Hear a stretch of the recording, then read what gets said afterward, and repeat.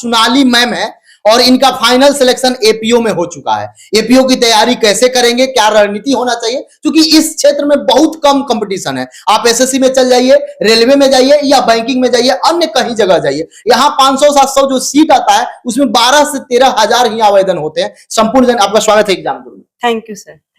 सबसे पहले थोड़ा सा अपना फैमिली बैकग्राउंड, आपका नाम, कब तैयारी की, क्या इसके बारे में बताइए। आपका नाम क्या हुआ? सर मेरा नाम सोनाली है और मैं जहानाबाद बिहार से बिलोंग करती हूँ।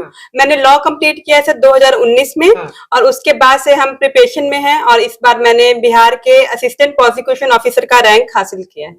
कितना रैंक उसमें आया था, कौन सा रैंक आपका था? सर मेरा रैंक था 435। जिसे इसमें बच्चे नहीं जानते हैं कि कौन आवेदन कर सकते हैं, नहीं कर सकते हैं, क्या डिग्री होना चाहिए, क्या डिप्लोमा होना चाहिए, इनका क्या काम है एपीओ का, इन सब के बारे में क्या क्या योग्यता चाहिए सबसे? सर ये जो एपीओ है इनका डिग्री, इनका क्वालिफिकेशन है लॉ डिग्री होना चाहिए, लॉ स्नातक होना चाहिए किसी भी रजिस्टर्ड संस्थान से, विश्वविद्यालय से। एंड ऐसे कोई एक्सपीरियंस नहीं है, कोई भी लॉ ग्रेजुएट करके भी आप आवेदन कर सकते हैं। एक्सपीरियंस नहीं चाहिए? एक्सपीरियंस नहीं चाहिए sir, as per the qualification जो भी बीपीएससी ने निर्धारण किया है। और इसमें कोई क्वालिफिकेशन नहीं बता दिए हम, एक्सपीरियंस नहीं चाहिए और अच्छा उसका लीगल नॉलेज होना चाहिए। एपीओ का जो मेन काम है, जैसे सर आपने पूछा, ये है लॉ की स्टेट को रिप्रेजेंट करना in the magistrate court. Court के माहौल में, कोर्ट के अंदर हमको एपीओ लोगों को स्टेट को रिप्रेजेंट करना होता है, सरकार को रिप्रेजेंट करना होता है फ्रॉम द विक्टिम साइड। ठीक है, और इसके लिए हम लोग काम करते हैं। मैट्रिक कब की? सर मेरा मैट्रिक हुआ 2012 में। इंटर मेरा 2014 में। और उसके बाद लॉ के?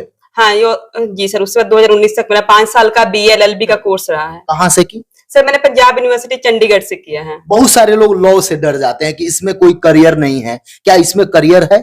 जी सर बिल्कुल करियर है, डरने की बात नहीं है। ये फील्ड भी बहुत अच्छा है, कैरियर अपॉर्चुनिटी से भी, और एक प्रेस्टिजियस और अच्छा करियर बना सकते हैं किसी भी फील्ड में। आप लीगल एडवाइजर, लॉ ऑफिसर, जज, एपीओ, जैग, आर्मी ऑफिसर में भी जज के एग्जाम होते हैं। इन सब में बहुत आगे बहुत स्कोप है, अच्छा फील्ड है और प्रेस्टिजियस भी है।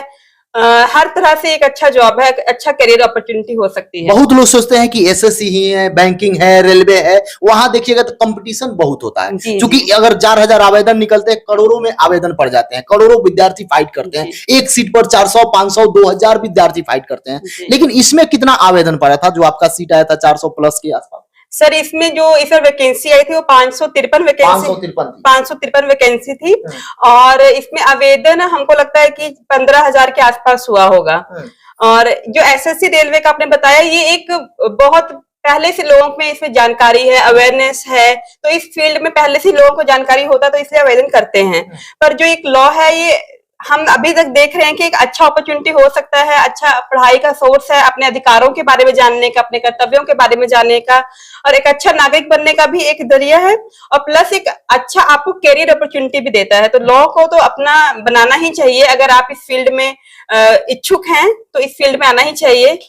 मम्मी पापा क्या करते हैं आप? सर मेरे माँ पिता दोनों ही एक प्राइवेट नौकरी में हैं, लुधियाना में रहते हैं। और आपके कोई यहाँ के कोई हस्बैंड या कोई रिलेटिव या कोई आपके इससे पहले कहीं बड़े पद पर हैं या पहला आपका सरकारी जॉब है? सर सरकारी जॉब में तो हम पहले हैं और लीगल बैकग्राउंड से कोई नहीं था हमारे परिवार में। नहीं, पूरे आपके दोनों तरफ से? नहीं सर, मायके में ससुराल में लीगल बैकग्राउंड से कोई नहीं है। और हम कितना दिक्कत हुआ होगा, क्योंकि आप जब तैयारी शुरू की तो लॉकडाउन वगैरह रहा, उसके बाद आपका थोड़ा सा बच्चा भी है, वो भी डिस्टर्ब करता होगा, इधर काम भी करना है, सब कुछ आप ही को करना है, कैसे मैनेज की? सर ये जो आपने कहा सिचुएशन तो है कि आपको हर चीज देख के चलनी है, अपनी पढ़ाई, अपने सपने, अपने लक्ष्य और अपना जिम्मेवारी भी देखनी है एज अ वाइफ और एज अ लेडी भी। तो मैं यही कहूंगी कि अपने लक्ष्य को नहीं हटाना है। जब भी आपका लक्ष्य क्लियर है कि आपने पढ़ाई की है, आपका क्या लक्ष्य है, आपने क्या निर्धारण किया है, उसके से डाइवर्ट नहीं होना है और उसको लेते चलते हुए, सब चीज को पॉजिटिवली लेते हुए, अपने परिवार को भी लेते हुए, सबको लेते चलते हुए अपना लक्ष्य करना है। और सबसे इम्पोर्टेंट बात मैं कहूंगी कि इसमें फैमिली सपोर्ट बहुत जरूरी है। सबसे अधिक किनका सपोर्ट मिला? सर मेरे हस्बैंड का, मेरे इन-लॉज का बहुत सपोर्ट रहा है। कभी हम टूट भी जाएं कि नहीं मेरे से नहीं होगा या ऐसा सिचुएशन रहा है बहुत दफा, तो मैं तो टूट सकती हूँ, पर मेरे हस्बैंड कभी नहीं कि नहीं आपको गिरना नहीं है। कैसा भी सिचुएशन है, फाइनेंशियली रहे, इमोशनली रहे, फिजिकली भी रहे, मेंटली रहे, बहुत सिचुएशंस ऐसे होती हैं, हम टूट जाते हैं। पर आपके पास एक ऐसा व्यक्ति हमेशा होना चाहिए जो आपको सपोर्ट करे, आपको खड़ा कर दे। आप हाँ, आप गिर रहे हैं, आपको झुकने नहीं दे। क्योंकि आप बताई हैं कि बिना कोचिंग क्लास के किए हैं, कहीं कोचिंग नहीं किए, सिर्फ स्टडी करके आप ये रिजल्ट लिए हैं। इसमें प्री होता है, फिर मेंस होता है, उसके बाद इंटरव्यू भी होता है। कैसे तैयारी की, तैयारी में क्या क्या आप ध्यान में रखी, बुक लिस्ट क्या था, किस टाइप से? सर इसमें 3 स्टेजेस होते हैं as per BPSC, pre, mains and interview. तीनों स्टेजेस में बिना कोचिंग के मैंने किया है, on the basis of self study. तो मेरे पास प्री में ऐसा होता है सर, एमसीक्यू बेस्ड होता है, तो उसकी बुक आती है सिंगल की, और एमसीक्यूज की एपीयू की बुक्स आती हैं, तो उससे मैंने एमसीक्यू किए। पहली बात तो आप लीगल कंसेप्ट क्लियर होना चाहिए, तभी आपके लीगल कंसेप्ट क्लियर चाहिए। ड्यूरिंग द ग्रेजुएशन आपका कंसेप्ट क्लियर होना चाहिए। कंसेप्ट क्लियर करो, एमसीक्यू सॉल्व करो, मैक्सिमम एमसीक्यूज लगाओ, एंड उसके बाद प्री क्लियर हो जाए। लॉ बिहार में ऐसा है कि लॉ के साथ साथ आपका जीएस भी होना चाहिए। जीएस चाहिए, कितना जीएस पूछा जाता है? जीएस का बहुत अच्छा रोल रहता है। जीएस का एक सब्सटेंशियल रोल रहा है। लॉ तो लीगल बैकग्राउंड से है तो लॉ तो रहता ही है, पर जीएस आपका अच्छा होल्ड होना चाहिए ताकि आप 50% रहता है जीएस का? नहीं, 50% तो नहीं रहता, पर सब्सटेंशियल रहता है और स्कोरिंग रहता है। अगर आपका जीएस कमजोर है, लॉ अच्छा है, तो आप नहीं रैंक हासिल कर पाएंगे। दोनों चाहिए, अच्छा होल्ड चाहिए। मेंस में भी, मेंस के लिए क्या की? मेंस के लिए भी मेरा सेल्फ स्टडी रहा है, राइटिंग प्रैक्टिस, टाइम मैनेजमेंट अच्छे से होना चाहिए, और राइटिंग स्पीड बहुत मैटर करती है, लेंथी पेपर रहता है। जैसे मेंस जब लिखा जाता है, किन किन बातों को ध्यान देना चाहिए, क्योंकि अच्छा अंक मिले, ज्यादा अंक मिले, थोड़ा सा इफेक्टिव मेंस हो जाए, राइटिंग सही रहना चाहिए, या कहीं कहीं कुछ कुछ कोट करना चाहिए, क्या आपकी? मेंस के लिए मैं तो कहूंगी पहले प्रीवियस ईयर क्वेश्चन पेपर एक बार नजर ले लेनी चाहिए, एक बार अच्छे से आपको देख लेना चाहिए कि क्या एरियाज है, क्या कंसेप्ट है, जिसपे कि बीपीएससी जो भी एग्जामिनर पॉइंट ऑफ व्यू से हैं, वो किस टॉपिक पे अपना होल्ड रखते हैं, क्या रिसेंट में आजकल हो रहा है, किस धारा का, किस लॉ का ज्यादा यूज हो रहा है, इस तरह से किस पे ज्यादा जजमेंट्स आ रही हैं, इस सब पे एक तो रिसेंट पे आपको नजर होनी चाहिए, प्लस आपका प्रीवियस ईयर क्वेश्चन पेपर पे अच्छा होल्ड होना चाहिए। उसके बाद उन सब पॉइंट्स को मद्देनजर रखते हुए आपको रिटन प्रैक्टिस करनी होती है।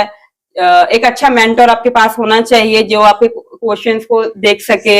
एक बात बताइए, आप बोली कि आपके कहीं से कोई रिलेटिव भी नहीं थे इस पद पर, या कोई बताने वाले भी नहीं थे, आप पहली महिला हैं कि जो आप लॉ की। दूसरा बात यह है कि इसमें मेंस लिखना है, सब कुछ समझना है, कोई आपको एडवाइज करने वाले या कोई सलाह देने वाले, कोई समझाने वाले सीनियर वगैरह थे क्या? जी सर, ऐसा नहीं कि बिल्कुल ही हम रॉ थे, कोई तो मेंटर, कोई गाइड, कोई गुरु ऐसा होना चाहिए थे। मेरे एक जयप्रकाश सर हैं जो अभी मधुमरी में पोस्टेड हैं, उन्होंने मेरे को काफी सहायता की, हर क्वेश्चन पे मतलब कैसे लिखना है, कहाँ कहाँ लैकुना है, कहाँ आपको लूप होल्स हैं, बहुत हेल्प की।